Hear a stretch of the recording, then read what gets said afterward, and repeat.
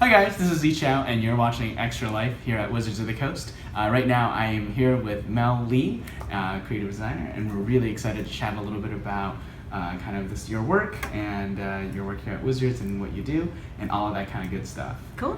So we're going to jump right in. If you were a Magic card in all of Magic's history, what Magic card would you be? All of Magic's history, huh? Yeah. Well, I will say that the card that I love to play the most, so I play a lot of Commander, Okay. I'll start out with that. I love multiplayer games, and the other thing that I love the most besides multiplayer games is randomness. So I gotta say, my favorite Commander deck and my favorite Commander is Grenzo Dungeon Warden. Oh. So I like to call it Grenzo and his Dungeon Pals. So he's not just powerful, but he's also super random. So I like to do this thing so Grenzo's power is that for 2 mana, you can look at the bottom card of your deck, and if that card is a creature with power equal to or less than Grenzo, you can just cheat it into play. So whenever I'm doing that, I like to say, like, Grenzo is looking around his dungeon and he's looking for his friends, and who does he find? And then it gets to be this awesome moment where I get to be mean to all the other people at the table. Oh, that's pretty exciting. I'm also glad to know you think of yourself as a very scheming dungeon warden. Scheming dungeon goblin warden. Wow. Okay, wait. So maybe I should give another answer. I guess, like, flavor-wise, though, Okay. I think my favorite card is probably Master Transmuter. It just has some of the most beautiful art I've ever seen. I'm a huge fan of Esper, being just somebody who likes to make things. Esper is very near and dear to my heart, and I love making things to try to make them perfect, and I always stress about, like, is it perfect? What about now? So I do feel like that Esper kind of mage. Okay. And so yeah, Master Transmuter has that kind of artifact making flavor, and it's also another cheating things into play kind of card. So I think. Very cool. So speaking of building things, I know that you were a cosplayer before you came full-time on Wizards, and you still do awesome cosplays. Oh, thank you. Yeah, I've seen you do awesome things at our GPs and conventions and things like that. One of our questions from one of our donors is, if the U.S. government gave you 1 year and $1 million to do a cosplay or to do anything, what would you do? Oh, so conveniently, I actually started my scientific career working in a human exoskeleton lab. So one of the most exciting things that I've seen up in Kaladesh is the return of giant robots.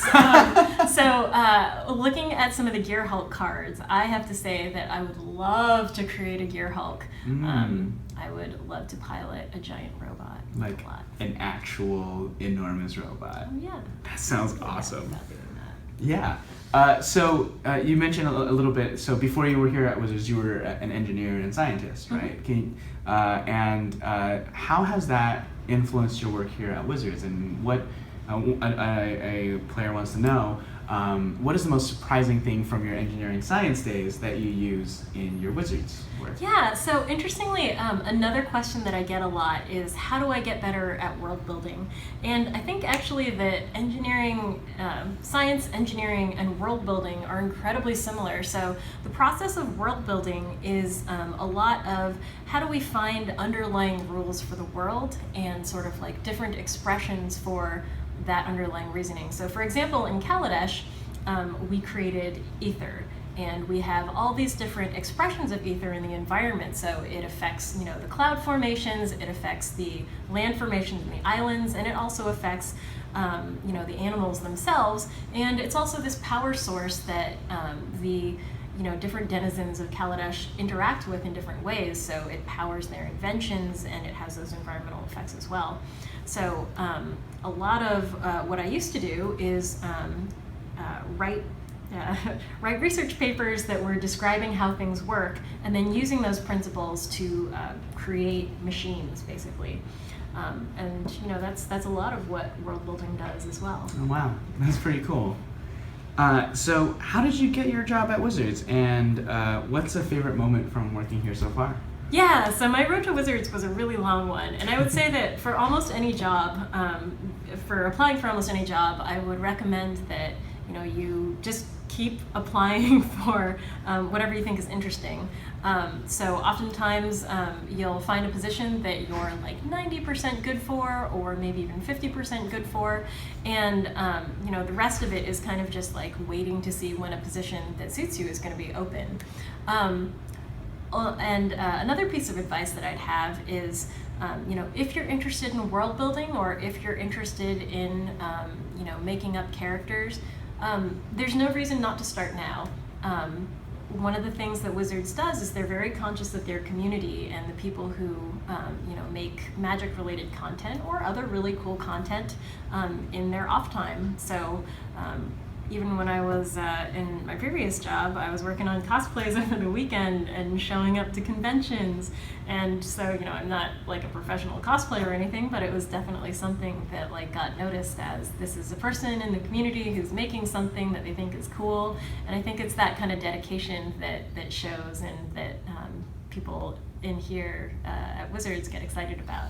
Yeah, because so for your journey, you not only were a prominent member of the community, but you also had this really unique skill set coming from an engineering science background. And I think you mentioned to me before that the first position you applied for was a brand position, and then that wasn't quite the right fit, right? Can you tell me about the journey from that initial interview into how you ended up working on creative and what you do now? Yeah, so it was a pretty long one. I first applied for like a brand position as like an assistant brand person or something, and it was like a really long shot.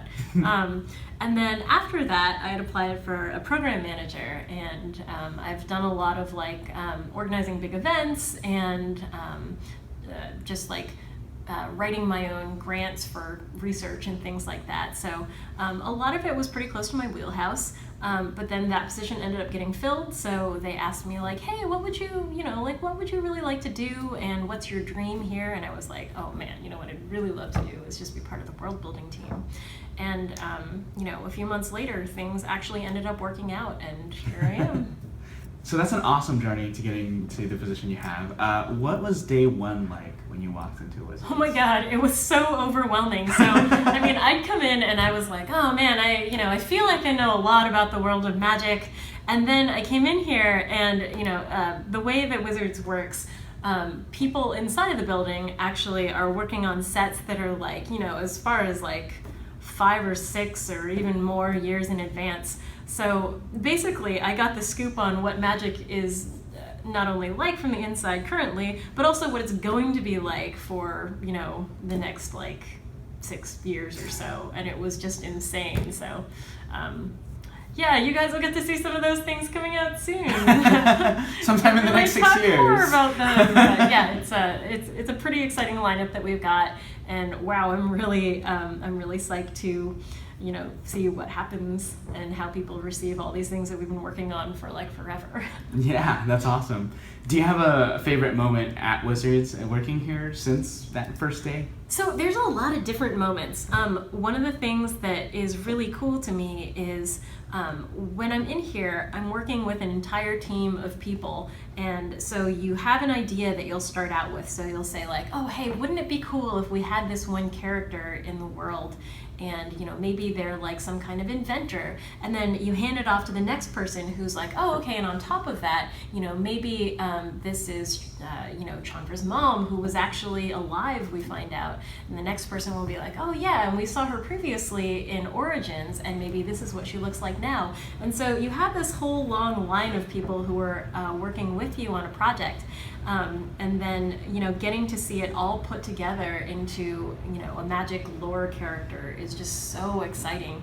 You know, it's like working with this really talented group of people, and then you get to see the product when you're done. That's just so rewarding. Yeah, I think that's one thing that I personally love about the creative process here at Magic is it's so iterative, right? Like you guys work so collaboratively together so that it's really the sum of the parts is, you know, the whole is so much greater than just the sum of the parts. Yeah, absolutely. Yeah, and then when you get that card in your hand, you're like, oh my God, this was so many people. I remember when it was this other way, and like, wow, it's really cool. That's really awesome.